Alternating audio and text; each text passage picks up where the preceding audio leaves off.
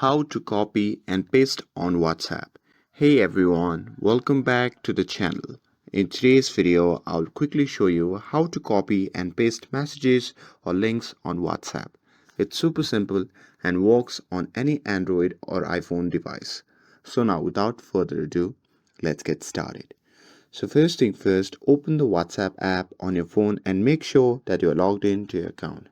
And now here, once you're inside the WhatsApp app, simply select the chat where the message or the link is located.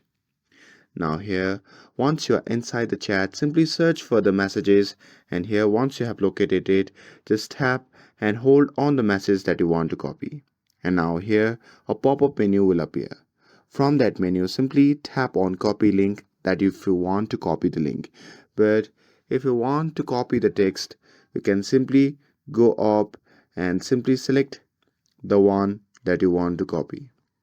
Let's say I want to copy this one. So I'm going to simply press and hold on it, and after that a tons of options will pop up at the top.